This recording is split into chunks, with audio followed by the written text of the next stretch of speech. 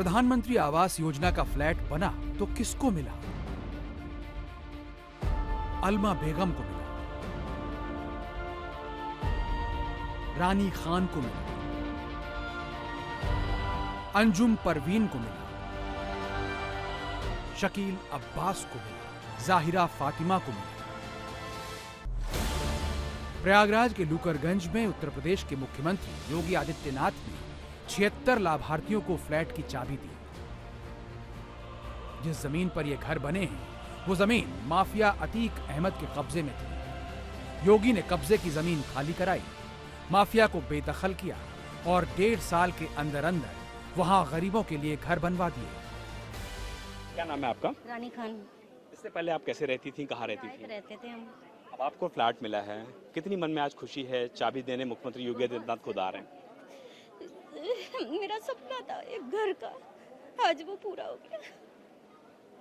CM योगी के लिए, PM Modi के लिए कुछ कहना चाहेंगी? अगर वो इस साल हैं तब ये मुमकिन हो पाया, शायद मेरा कभी मकान नहीं हो पाता। आपको पता है कि ये जमीन पहले माफिया अतीक अहमद की हुआ करती थी, सरकार ने जमीन लिया। मतलब नहीं, इससे मुझे कोई मतलब नहीं। जमीन किसकी है, मुझे घर मिला, योगी जी ने दिया, बस काफी है। क्या नाम है आपका? अंजुम परवीन। कितना किराया पहले जाता था आपका? किराया यहाँ रहते थे वहाँ 4,000 देते थे। अब वो पैसा बचेगा? पैसा बचेगा। योगी जी, मोदी जी ने फ्लैट्स बनाए हैं, इस फ्लैट को पाकर के आप लोग खुश हैं? बहुत खुश हैं हम, बहुत खुश हैं। यानी हम कभी सोचा नहीं था कि हमें इतना अच्छा घर मिलेगा। यानी हम बहुत उनका शुक्रगुजार हैं, बहुत शुक्रिया करते हैं कि हम लोग गरीब के लिए वो घर बनाए। यानी बहुत खुश हम हैं। योगी जी, मोदी जी के लिए कुछ कहना चाहेंगी? हाँ हाँ, वो तो यानी हम लोग के लिए बहुत अच्छा काम कर रहे हैं। वो तो बहुत अच्छे हैं, वो योगी जी मोदी जी बहुत अच्छे हैं। जैसे सबको एक जैसे समझ रहे हैं, सबको दे रहे हैं। पक्की छत वाला घर मिल गया, डबल बेडरूम वाले घर की चाबी मिल गई। अब ये वोट किसे करेंगे? 24 का चुनाव होगा तो अलमा बेगम, रानी खान, अंजुम परवीन, शकील अब्बास और जाहिरा फातिमा का परिवार किसके नाम पर बटन दबाएगा? बहुत संतुष्ट हैं और बहुत अच्छी व्यवस्था दिया है योगी जी ने, और इसमें कोई शक नहीं। उनके एहसान का बहुत बहुत आभारी हूँ। और मैं उनसे विनती यही करूँगा कि हमेशा हमेशा जब तक वो रहें सीट पे, तब तक ऐसी गरीबों को देते ही रहें। और जो हम लोग की परेशानियाँ थी और जो हम लोग की छत नहीं थी, ये योगी जी ने दिया, उनके लिए बहुत बहुत आभारी हूँ। मेरी मम्मी का सपना था, मम्मी नहीं है मेरी मम्मी का सपना उन्होंने पूरा किया है, तो मैं उनका तहे दिल से मैं जितना भी शुक्रिया अदा करूँ कम है, नहीं कर सकती। संतुष्टिकरण का ये पक्का वाला फॉर्मूला है, संतुष्टिकरण का ये प्रत्यक्ष मॉडल है। इसके लाभार्थी पसमानदा मुसलमान को यूसीसी और 3 तलाक कानून के नाम पर भड़काया नहीं जा सकता। चुनाव की तैयारी करने का एक प्रोसेस ये है, दूसरा प्रोसेस महाराष्ट्र में चल रहा है,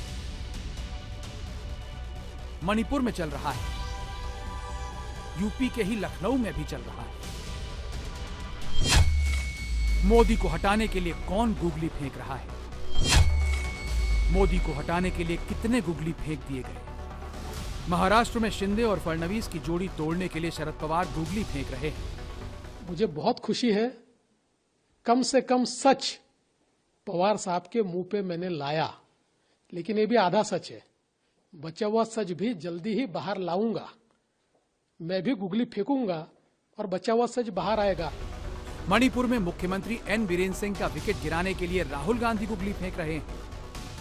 ये यहाँ मैं कोई राजनीतिक स्टेटमेंट करने नहीं आया हूँ, मैं इन चीजों पे कमेंट नहीं करूंगा। मैं सिर्फ चाहता हूँ कि यहाँ पे जल्दी से जल्दी शांति आए। धन्यवाद। यूपी में मुस्लिम वोट को हाथी पर बिठाने के लिए मायावती मुस्लिम आरक्षण की गुगली फेंक रही है। मुस्लिम आरक्षण ऐसा सब्जेक्ट है जिस पर बीजेपी कभी राजी नहीं होगी। प्रैक्टिकल अप्रोच भले ही अलग हो, थियरी में मोदी की पार्टी मुस्लिम आरक्षण को ना ही बोलेगी।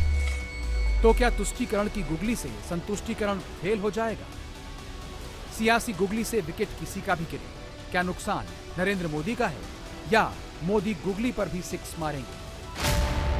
सबसे पहले उस राज्य से शुरू करते हैं जहां की सियासी पिच पर तुष्टीकरण वाली गेंद सबसे ज्यादा टर्न करती है, उत्तर प्रदेश।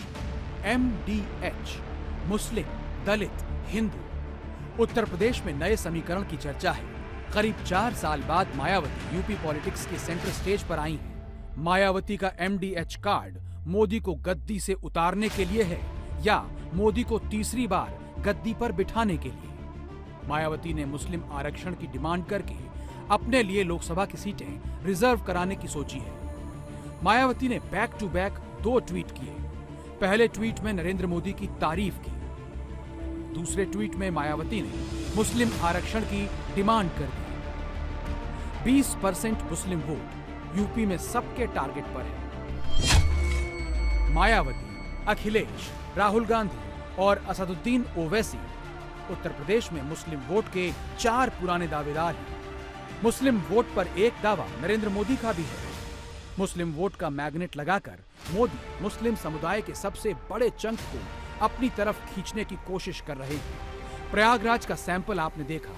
डायरेक्ट बेनिफिट का ये मैग्नेट बहुत शक्तिशाली है।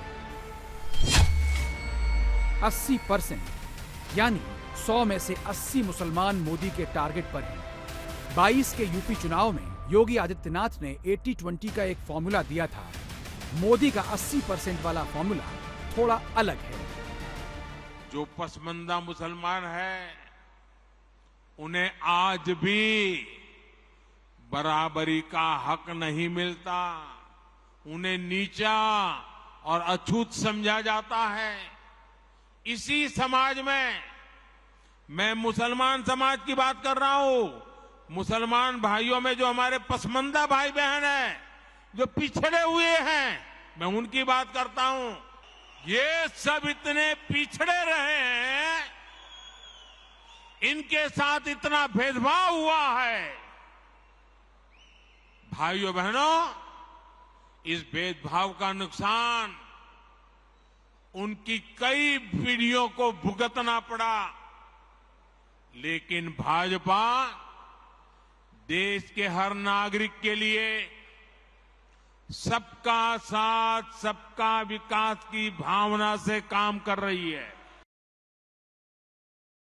इंडिया टीवी हर वक्त हर जगह डाउनलोड करने के लिए सर्च करें India TV news Google play store या ऐप स्टोर पर।